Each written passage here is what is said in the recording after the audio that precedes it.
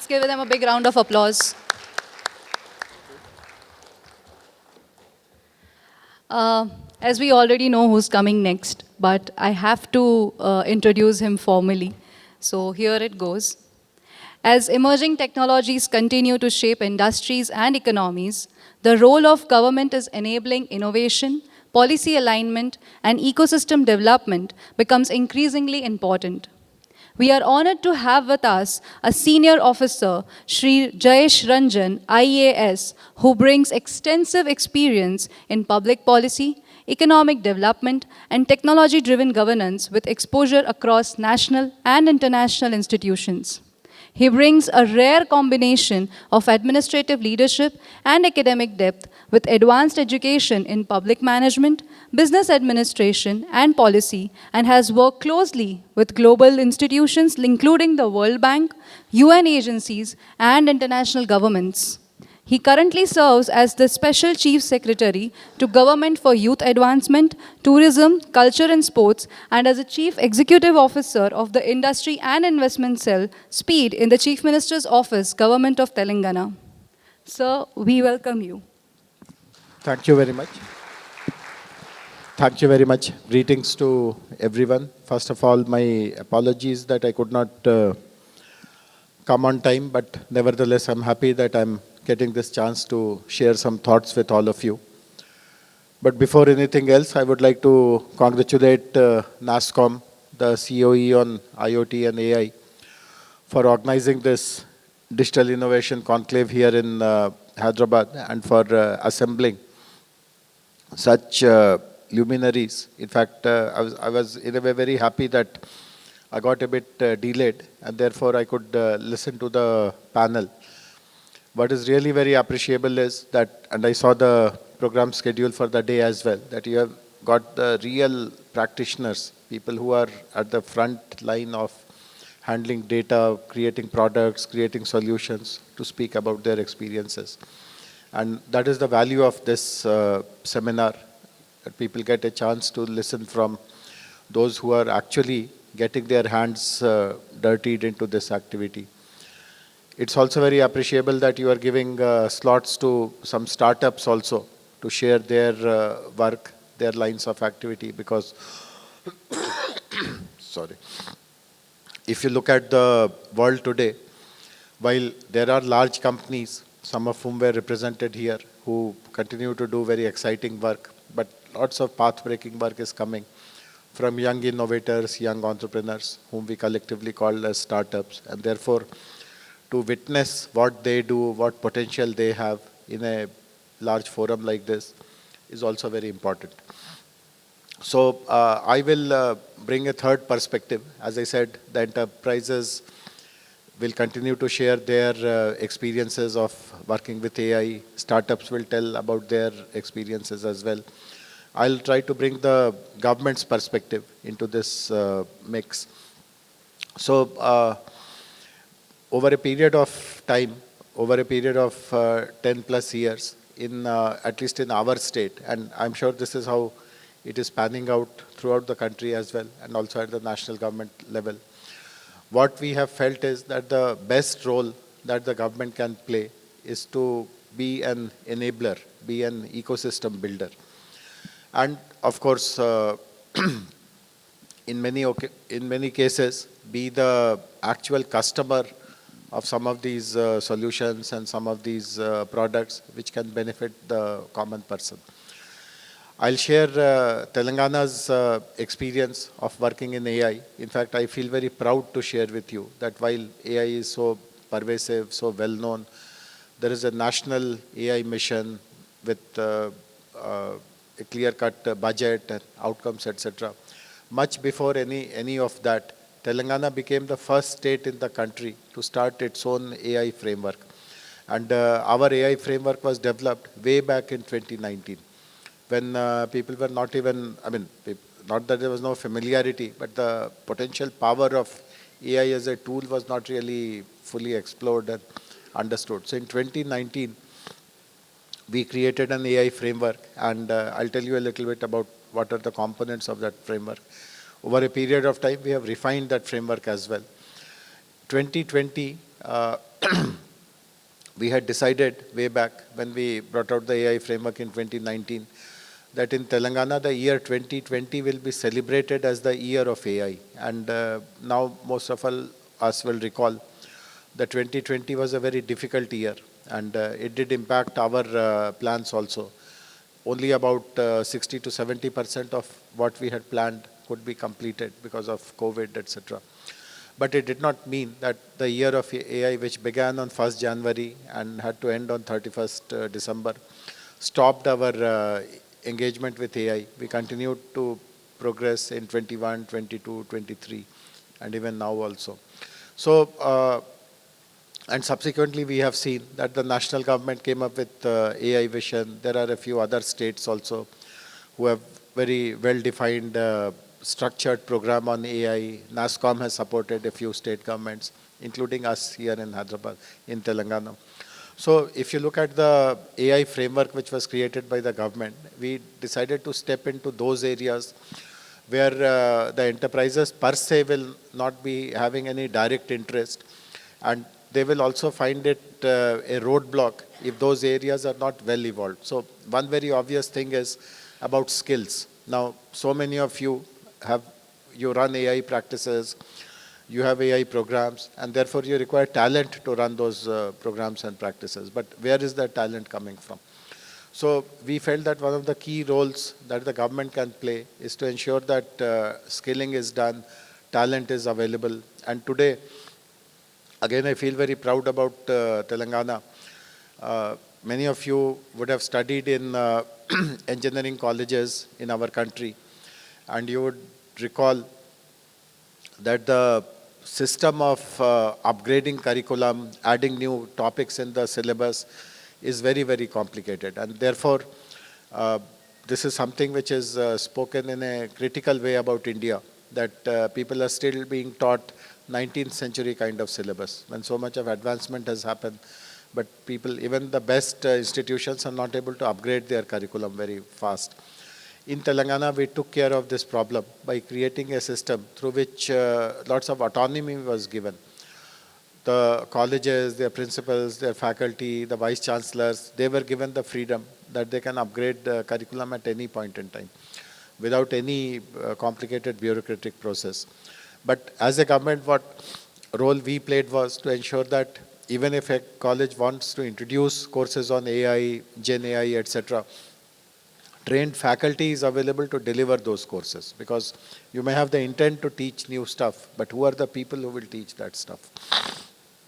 So that is one very important role that we have played. We have an institution in the government which is called TASK, Telangana Academy for Skills and Knowledge, and I don't have precise numbers, but it would have conducted at least 50 to 100 faculty development programs. And the resource persons for all these faculty development programs are actually practitioners from the industry, so that the faculty also, which comes to train the students or teach the students, sorry, talks about real world applications of AI instead of teaching only hypothetical concepts. The other very important thing, as was being spoken about in the panel just now, the importance of data. Now, this is again something which is very pioneering in Telangana. As all of us understand, government itself is a repository of humongous amounts of data. All kinds of data is generated, but as most of us understand, very limited use of that data is actually considered. Most of the data is just lying somewhere. No one even understands the potential of using that data. The data is not machine readable. It is in formats which are long, these are legacy formats. No one even understands those formats today. And ability to make the databases speak to each other, that is also very, very limited. So again, some years ago, 4-5 years ago, we started working in the sector of agriculture. In fact, as all of us know, agriculture is one sector which supports the largest number of rural livelihoods, both directly and indirectly. And we decided that This is one sector where we will showcase the entire range of frontier technologies to, to also demonstrate how small farmers, marginal farmers who are on the other end of digital divide. I don't think today's conference is addressing that issue, but in my opinion, that is also a very, very important issue, which is that of digital divide. People who are not having college education, who don't speak English, who don't have access to gadgets, who haven't done any familiarization with technologies, are they missing out on all these advancements which are happening on the one hand?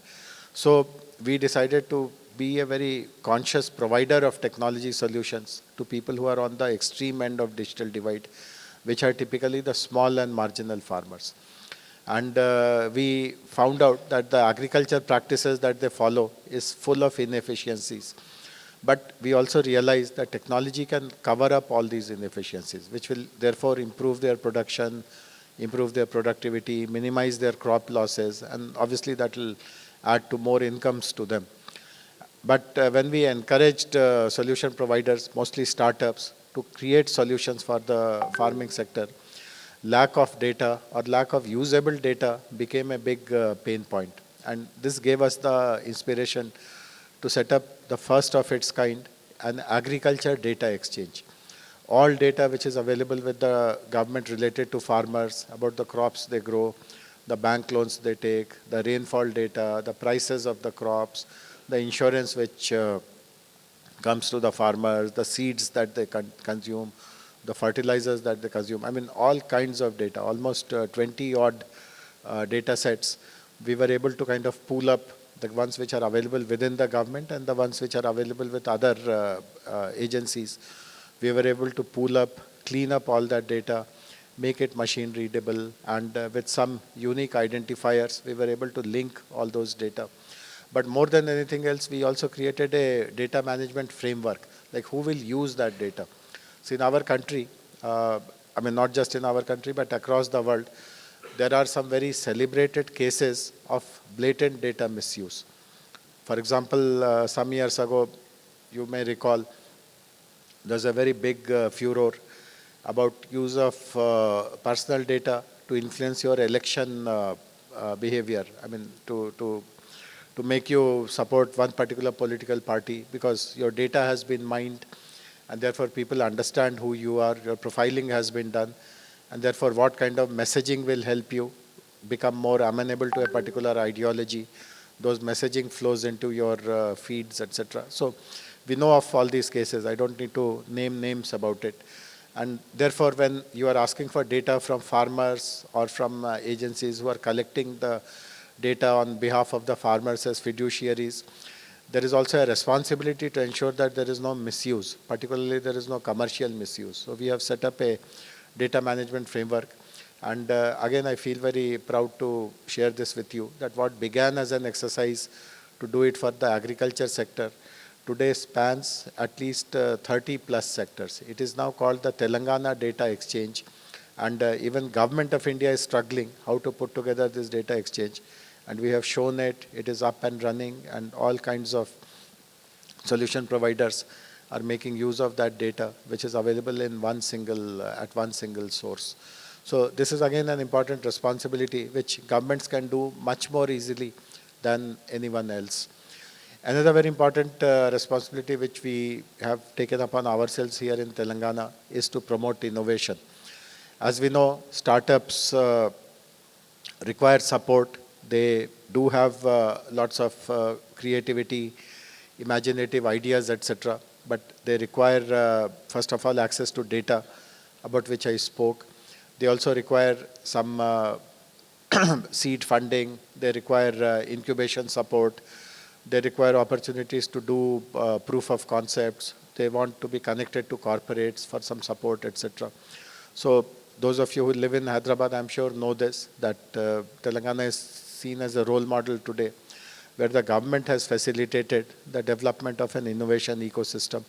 I'm sure you have seen our institutions like T-Hub and T-Works and V-Hub, etc. I mean, these have today become gold standards on how an innovation ecosystem needs to be developed and what role the government can play. So in the realm of AI, these institutions have become very, very advanced and very cutting edge, etc. One other responsibility which we have taken upon ourselves, again, in the previous panel, many speakers spoke about it, about the biases, about the hallucinations, about ethical use of data, particular ways in which biases can be overcome, etc. So this entire range of activities or processes which are called as ethical and responsible use of AI. So again, Telangana has been one of the first states to develop a framework, and this framework has been developed using the best case studies from across the world. But within the world also, all of us are aware that the continent of Europe is most advanced when it comes to understanding the harm or the potential biases, etc., which technology solutions can throw up. So we have studied the best regulations and practices from Europe, studied their regulations, etc., studied how that regulations are brought into operations, and thereafter created our own framework on responsible and ethical AI. And the last important role that we have taken upon ourselves is, see, in the eyes of, particularly in the world of technology, the credibility of the government is very low. People believe that government's role is only to create roadblocks, put too many regulations, do very annoying levels of micromanagement, etc. And we know that there are challenges if you have to really show that you are business friendly, you want the industry to thrive. One of the very important things which you can do to restore your credibility is what is called as walk the talk. So within the government, we have also been very conscious of the fact that it is very easy to preach to others that use AI, do this is the data, create solutions. But what are you doing yourselves? Are you showing any inclination of using AI within the public sector, within the government sector? And again, as I said, in our state, the thinking is very, very different from most of the traditional governments. And from the last 10, 12 years onwards, I can again share this with you that I don't have precise numbers with me, but anecdotally I can share this with you, that at least 50 plus use cases where we have used AI in improving our internal efficiencies, improving our outreach to our stakeholders, getting better outcomes, etc. There would be at least 50 plus use cases that have rolled out within the government. And some of the use cases that we have tried out, again, have become very popular. People have emulated them. We have received awards for them. There are some problems which one would never imagine can be addressed by anyone because they were so complicated. We have been able to successfully tackle them. I'll very briefly, in the interest of time, I'll give 2, 3 examples in just 2 minutes each. So many of you would be aware that poaching is a very heinous crime, but it unfortunately happens in different parts of the world. In India also, in the forest areas, innocent animals are killed to collect their body parts and make commercial gains out of it. And obviously, poaching happens in very remote areas because the forests are all very interior, the connectivity, the bandwidth will be very low. Even basic electricity will not be there in some of these forest areas. Poachers have perfected their own game. They attack the animals at a time when the watch is at its lowest, and so on and so forth. So we have been able to create solutions, again using image recognition to using AI for a very effective solution to identify the exact instance at which poaching is happening, alert the forest employees, precisely pinpoint where that poaching is getting attempted, and help them rush there and rescue the animals, etc. So this solution is gaining lots of traction the world over because poaching, as we understand, is a very serious issue, and animals unfortunately can't, as we understand, they are in a very, very vulnerable position. Another solution that we have done, which is not gaining any traction because there is no intent to go into that, but at least into that area. But theoretically, we have shown how it can be done, which is called remote voting. So all of us participate in elections as voters, and it's not a very pleasant experience to go out and find where your polling station is, stand in the queue, and you're not even sure whether you will be allowed to vote or not. So it's all a very complicated procedure. We have been able to demonstrate in a live scenario that you can do remote voting. You can sit at your home and vote. And as you know, voting is a very contentious issue in India. I mean, all kinds of complaints are levied, particularly the party which loses the elections finds it always an excuse to blame the EVMs. So in that contentious scenario also, we have been able to successfully show that you are sitting alone in your home, no one is watching you, but still you can cast your vote, maintaining the complete integrity without raising any question marks or doubts, etc. Again, heavy usage of AI in this solution. So there are many such solutions, 50 plus such solutions which have been rolled out, and this is again something which, as I said, we feel very proud about, because most of these solutions were sourced from startups, from academic institutions, from technology companies who are operating within our state of Telangana, our city of Hyderabad. And we were able to do that very successfully because this is provided in our policy, that if there is a solution provider within the state, you can procure that solution bilaterally. Typically, government procurement processes are very complicated. You have to call for bids and you have to evaluate the company. Startups typically don't even become eligible to participate in bids because they won't have any track record, they won't have any net worth. But in contrast, we have created a policy through which, as long as you are homegrown and your solution is of relevance to the people and therefore to the government, we can procure it bilaterally from you. So what I eventually want to tell is that people have lots of skepticism about the role of government, particularly in the area of technology. In fact, if you ask the technology leaders today, some of the poster boys of our Indian technology industry, and I have heard all of them, and I have heard all of them say this very, very openly, that one of the reasons the tech industry has grown big is because the government stayed away from us. But I personally don't feel that that is the correct picture or the complete picture. The government did stay away by not micromanaging, not over-regulating, but the government also facilitated lots of things. All the colleges which teach IT courses today were created by the government. The government made the industry tax-free for 20 years, which is a very, very big benefit. And STPIs, IT parks were created, and so on and so forth. So that is how I feel the role of the government will be, to work in a attitude of enablement, partnership, realizing that they are not best at developing the solutions. Someone else can do that job far better, but creating that opportunity for them to access data, to run POCs, to become, to take government as their first customer, to understand the frame of ethics, responsibility, etc., and then possibly even explore overseas markets to gain better market traction. So these are some of the thoughts which I wanted to share with you. The government still remains very open to look at new solutions, new products. When I was being introduced, something was not told about my current designation. I now look after the metropolitan area. Everything which is inside the outer ring road, the entire city, which is almost 2,000 square kilometers. And there are lots of urban issues, urban challenges. Our interest is to make Hyderabad far more livable city. I mean, when we compare Hyderabad to a Bangalore or a Pune or a Gurgaon, people do say that this is a better city. But when we compare ourselves to global cities, we realize that we still have to do lots of catching up. So how do you improve the livability of the city? How do you take care of digital divide?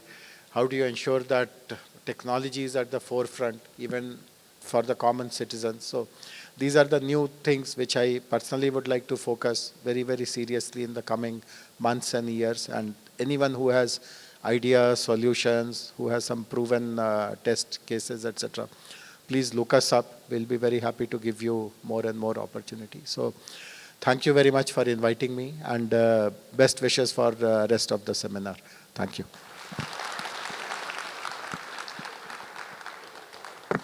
I would like to invite Sanjeev sir to felicitate Mr. Ranjan. Thank you, sir, for throwing light on how the government is working in emerging technologies.